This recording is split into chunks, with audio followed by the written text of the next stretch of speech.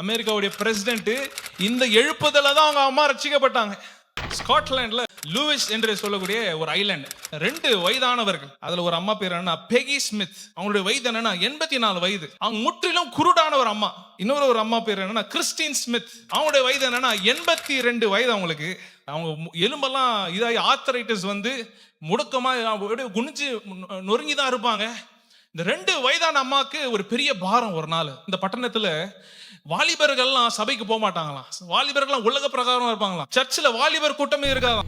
அம்மாவை சேர்ந்து ஜெபிக்க ஆரம்பிக்கிறாங்க. ஆண்டவரே, பார்வாஸ் என்ற இந்த வில்லேஜ்ல இருக்கிற வாலிபர்கள் எல்லாம் ரட்சிங்க என்று சொல்லி எப்போ ஜெபம், நைட்டு 10 மணிக்கு ஆரம்பிச்சு விடைகாலம் வரலாம் ஜெபிப்பாங்களாம். இந்த அதுல சபையினோட ஒரு மூப்பர் வந்து எழுந்து நின்று திடீர்னு ஜெபிக்கிறாரு. என் இருதயம் சுத்தமா இருக்கா, என் கை சுத்தமா இருக்கான்னு சொல்லி எழுந்து நின்று ஜெபிச்சு அவர் மைக்கட்சி விடுற நிலைமை வரையிலும் அவர் கதறாரு. ஜெபித்திருக்கிற வேலையில உடனே தேவட மகிமை அந்த வீட்டை நிரப்பின. உடனே எல்லா வீடுலயும் லைட் எரிய ஆரம்பிக்குது. எல்லாம் தூங்கிட்டு இருக்கிறாங்க. ஆனா ஏதோ ஒரு வித்தியாசத்தை உணர்றாங்க. ஒரு வீட்லயும் லைட்டை போடுறாங்க. யார் என்ன நடக்குன்னு தெரியல, இயேசு யாருன்னு தெரியாது. ஆனா உடனே முழங்கால் பிடிச்சு ஜெபிக்கிறாங்க. உள்ளத்துல ஏதோ உணர்வு, பாவ உணர்வு உடனே வெளியே வருது. வெளியே எல்லாம் வெளியே ஓடி சர்ச் கிட்ட வராங்க. எனக்கு ஏதோ சமாதானம் போயிடுச்சு. பார்த்தா வெளியில போலீஸ்காரலாம் வந்து தகவல் சொல்றாங்க.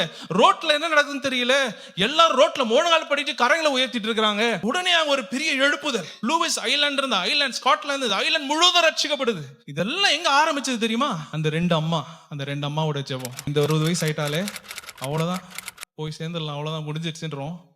அநேகர் நீங்க நினைச்சிருக்கலாம், என்னால என்ன செய்ய முடியும், நான் போய் என்ன பண்ண முடியும். இந்த அம்மாவை போல வருந்து ஜெபிங்க ஆண்டவர் சமூகத்துல. இதுல ஒருவர் தான் ஸ்காட்லாண்ட்ல இருந்து ஒரு குடும்பம், அவங்க வந்து அமெரிக்காவுக்கு போய் செட்டில் ஆகி அதன் மூலியமா வந்ததுதான் யார் தெரியுமா? டொனால்ட் ட்ரம்ப், அமெரிக்காவுடைய பிரசிடென்ட். இந்த எழுப்புதல தான் அவங்க அம்மா ரட்சிக்கப்பட்டாங்க. அந்த பைபிளை டொனால்ட் ட்ரம்ப் கிட்ட கொடுத்துருக்காங்க. இப்ப அந்த பைபிள் இன்னும் ஒயிட் ஹவுஸ்ல அவர் வச்சிருக்கிறார்.